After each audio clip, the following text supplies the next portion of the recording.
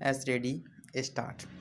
देश की आर्थिक अवस्था का जो विवरण वित्त मंत्री जी ने हमारे सामने प्रस्तुत किया है वह संतोषजनक है। हम देश की आर्थिक अवस्था को मजबूत बनाने की दिशा में अग्रसर हो रहे हैं। विभिन्न क्षेत्रों में उत्पादन बढ़ रहा है, जिससे आशा की एक झलक दिखाई पड़ रही है। तीसरी पंचवर्षीय योजना के दौरान हम एक बड़ी धनराशि खर्च करने जा रहे हैं। यह भी एक आशाप्रद बात है।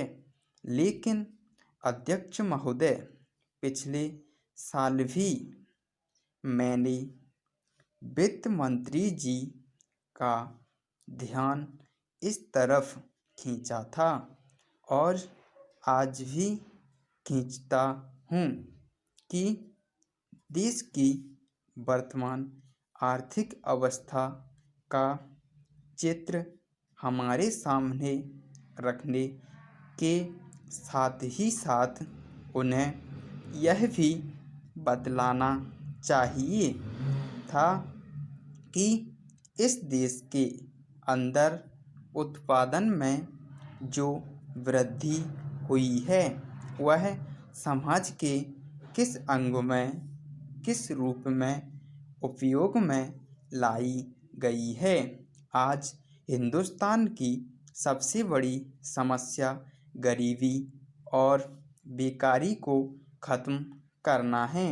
ये दोनों बीमारियां हमारे समाज के अंदर कैंसर की बीमारी की तरह से हैं। आज तक डॉक्टर यह नहीं सोच पाए कि कैंसर की बीमारी के लिए कौन सी दवा उपयुक्त है। उसी तरह वित्त मंत्री जी इस विद्या के विशेषज्ञ होते हुए भी इस बीमारी की असल दवा हमें बतलाने में असमर्थ रहे।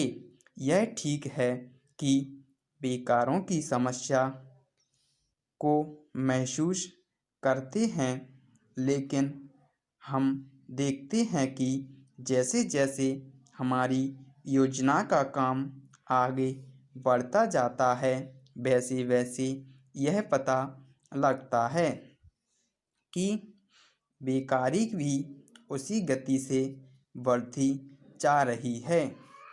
गरीबी का सवाल बेकारी की समस्या से जुड़ा हुआ है।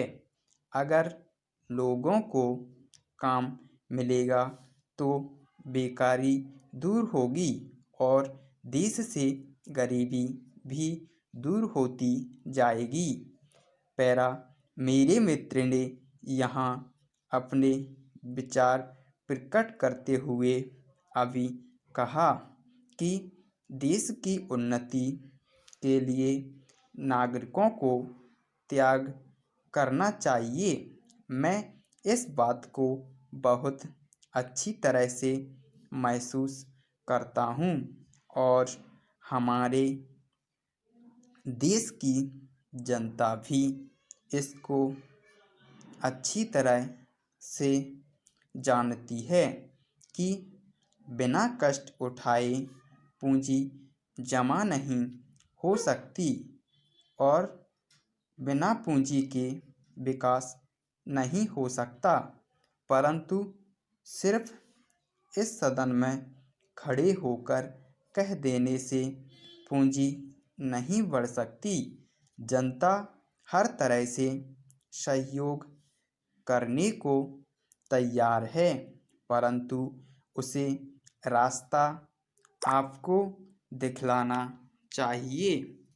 आपको स्वयं कुछ त्याग करके जनता के सामने जाना चाहिए।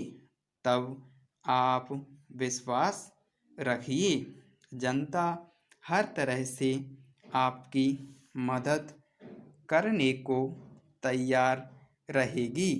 स्टॉप।